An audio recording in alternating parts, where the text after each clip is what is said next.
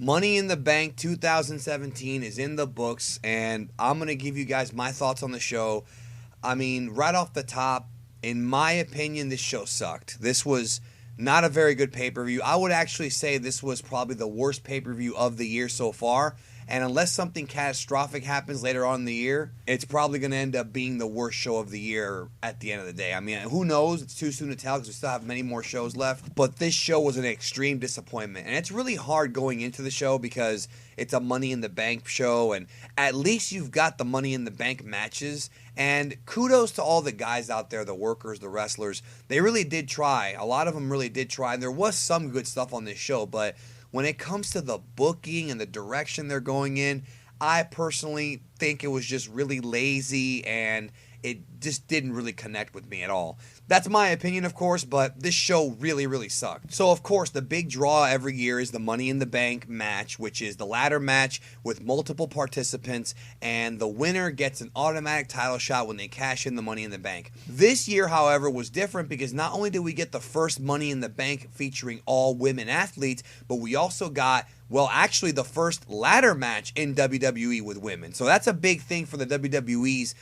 perception of the women. And the idea of them having an all-women's, Money in the Bank is a good idea. But this match, the actual match itself, very, very bad. And the finish really makes me question what they were trying to go for here. So, the women's Money in the Bank, there were rumors about them adding a sixth woman. People thought it was going to be Maria, but actually Maria and Mike Bennett, who they're now calling Mike Kanellis, he took her last name, did finally debut on this show later on in a segment. And I'm really happy to see Mike Bennett in WWE. Mike Bennett and Maria have been fantastic in Ring of Honor and TNA, and it's good to see Maria back and seeing Mike Bennett finally get a chance because Mike Bennett is a really, really good wrestler. Great worker, and it's good to see him finally get a shot, and he gets it. He's one of those guys that understands wrestling and what it is, and he debuted on this show, and that was definitely a highlight for me of this show. But this Money in the Bank women's match, I mean, the girls went out there and really busted their ass, but you could tell they were kind of holding back, probably because there was another Money in the Bank later on for the WWE Championship, contenders or whatever for the males, and I'm pretty sure they were told to kind of hold back because you don't want to do all the crazy ladder stuff in the first match when you've got crazier ladder stuff later on. So that made sense. That was fine. But the idea of Carmella winning, now, we had heard earlier in the day that Carmella was going to go over. And out of all these girls, I would say that Carmella's probably, I guess, the least good. She's probably the least polished wrestler out of all these girls, Becky, Tamina, Natalya, and Charlotte. And that's kind of an understatement.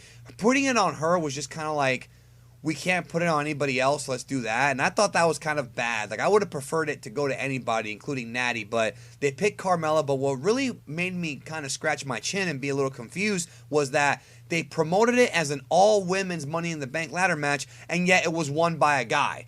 James Ellsworth climbed the ladder, took the briefcase, and handed it to Carmella. They had the referees, argue the finish, and then finally they went ahead and gave it to Carmella. This was just bad. Like, the idea of somebody interfering to get the briefcase, that's never really been done before in this company, and hand it to somebody else. I can't remember it happening ever in Money in the Bank, but just the fact that it was James Ellsworth, a man, like, I have a weird feeling that pro-woman groups are going to look at this, at least the ones that care about wrestling, and they're going to be like, why'd you have a man win it? Like, I just feel like if this is going to be the first women's Money in the Bank, they should have probably flown straight. I'm not saying that this finish is bad inherently. I'm saying I feel like for this particular match, because it was so historic, they should have had it be much more of an actual win by a female than having James Ellsworth come in there and do it and really put a lot of cheap heat on Carmella. Carmella's not main event over. She's not going to be a top heel on this brand no matter how much they try. I mean, who knows? Maybe they will get her over, but she's not really a great worker. James Ellsworth is just an annoying undercard character heel. That's all he really is. And this opening match left a bad taste in my mouth. It really, really did. And a lot of people in that crowd hated this finish. It killed the crowd. It really killed the crowd. It's just Carmella of all people, and then having it done by James Ellsworth. I mean, I get the idea of them doing cheap heat.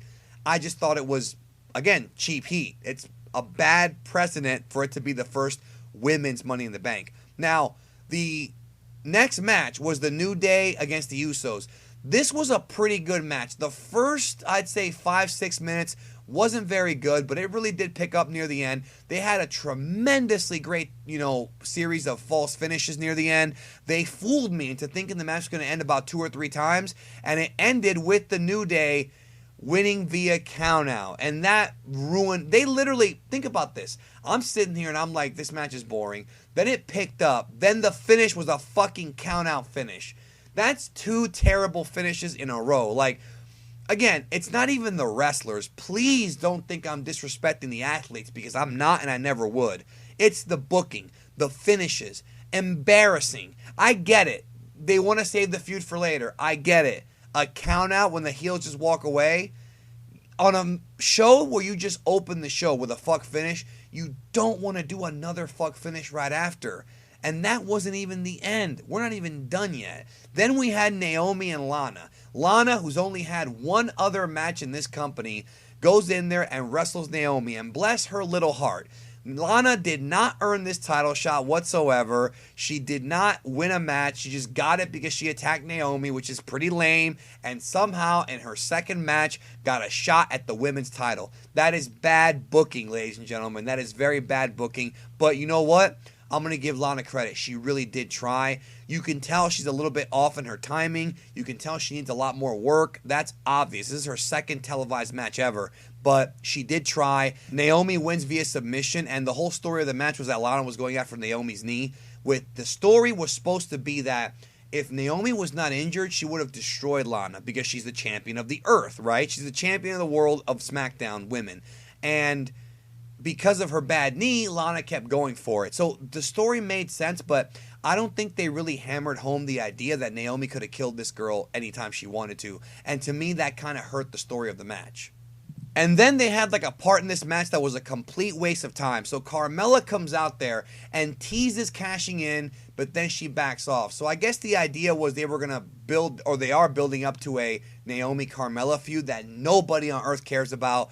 And it was just bad. Like, there was no point in even teasing it. Like, I guess they're going to be doing that every week now, having Carmella tease cashing in, which I do like, the whole heel teasing the cash in, but that character is just not, it's just not main event, dude. It's just not women's main event, not even like pay-per-view main event. Like, I just don't see Carmella being a serious threat.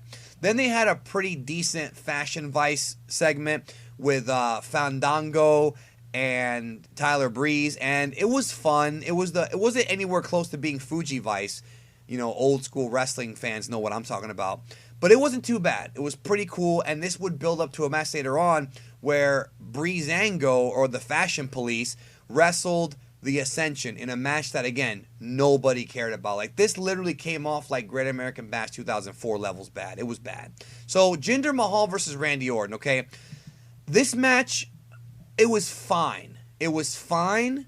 It was not very good. It was decent, but it was literally like almost the exact same finish as the last time they wrestled. Like, it was literally almost the same thing. Randy Orton's dominating most of the match. The finish was the Singh brothers go out there and they start screwing around with the St. Louis legends. It was Ric Flair, Bob Orton, Baron Von Raschke, Sergeant Slaughter, Greg Gagne, and Larry Hennig. And they start picking on Randy Orton's dad, Cowboy Bob Orton Jr., and the Singh brothers do this. And then Randy slides out, beats the crap out of him just like last month, goes back in the ring, gets nailed by Jinder Mahal's finisher with the Cobra Slam 1-2. It's literally the same finish. They repeated the same fucking finish from last month, dude. Like, if you're going to put Jinder over, cool. Like, fine. Like, whatever. Like, the idea of Jinder Mahal being champion, I've already done a video about it.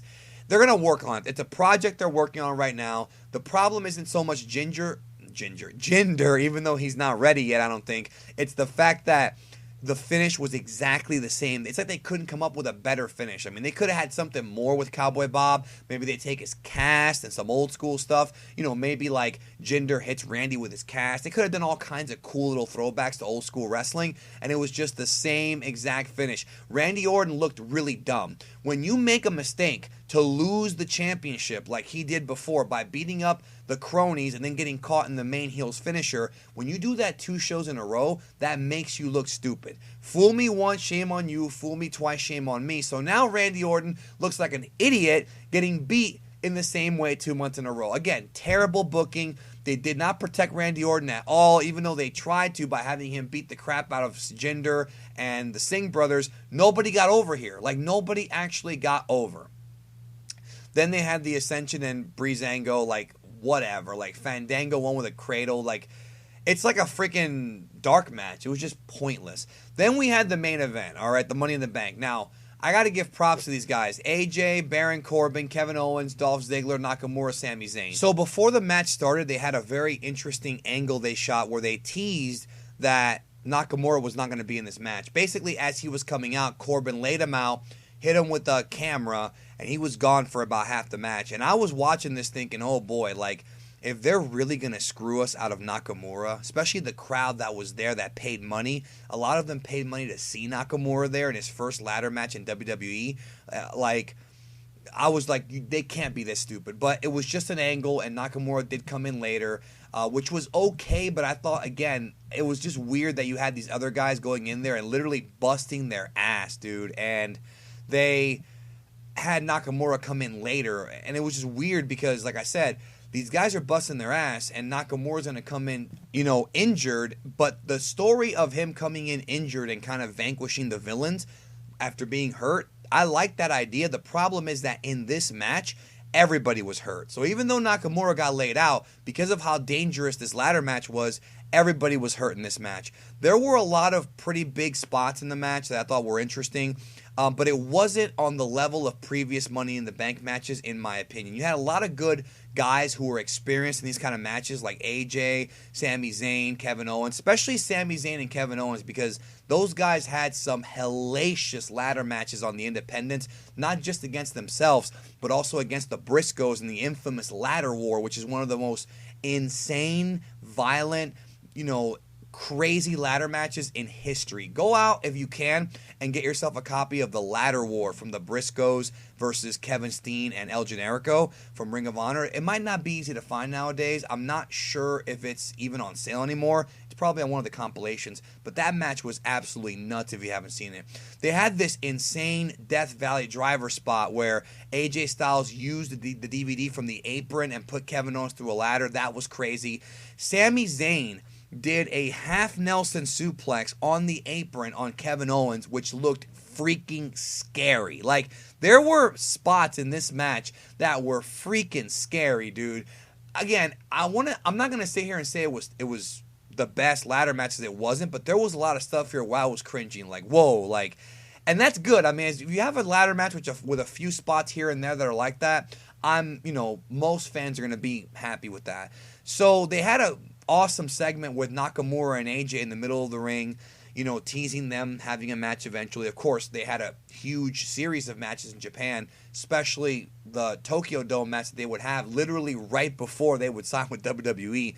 It was not last year. Yeah, it was last year. Not this past January 2016. They had a crazy match in the Tokyo Dome. So they are teasing an AJ Styles Nakamura match. Not sure if they're going to have it at SummerSlam or if they're going to hold off till WrestleMania, but they are teasing it. They know they have it in their back pocket, and that's good.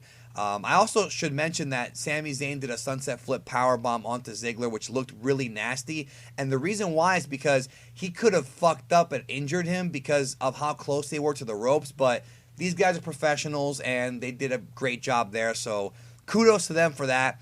The thing that killed it was the finish. Basically, Nakamura and Styles are climbing the ladder. Baron Corbin tips them over, climbs the ladder, and wins. Look. I'm going to keep it real. Nobody gives a shit about Baron Corbin. I'm sorry. Nobody cares. The dude is just not... Like, this is the guy who they actually thought earlier this year was going to be bigger than Braun Strowman. Like, nothing against Baron Corbin, but he's just not the guy. I'm not sensing it. He's not over, even though they've tried to get him over. And maybe with the Money in the Bank briefcase, it's going to work. It's possible, but I think having all these fuck finishes all night and then ending it like that with the least over guy in this match. Because think about it. all the guys in this match are pretty much internet darlings, except Baron Corbin. Like, think about that. Nakamura, Sami Zayn, AJ, Dolph, Owens, they're all beloved wrestlers by most of the internet community, and actually the wrestling community as a whole. Corbin has, like, almost X-Pac heat. Like, he comes out and people just don't give a damn. Nobody cares about Baron Corbin. So, their idea, I suppose, is to make people care, but I don't think it's going to work with this guy. I think he's too vanilla, in my opinion. He's too just kind of a run-of-the-mill wrestler. I just don't think he has main event charisma. Even Jinder Mahal, I think, has a significantly bigger upside than Baron Corbin, even though Corbin is bigger. But they gave him the win, and it was just kind of lame. Like, these guys busted their ass for nothing. The crowd was into the match. God bless them, because they got a horrible show. But at the end of the day, when Corbin won, it was like nobody gave a damn. It's just, he's not the guy. Like, Carmella and Corbin going over here, just very bad idea. And it's not because they're two heels, just because they're just not wrestlers, workers that people really care about right now. Like, they really don't. And it was just kind of a waste of time. This show was a waste of time, folks. The main event was good, but overall there were better ladder matches, in my opinion. You can skip this show if you haven't seen it yet. It's just a waste of time. I was not a fan of this show.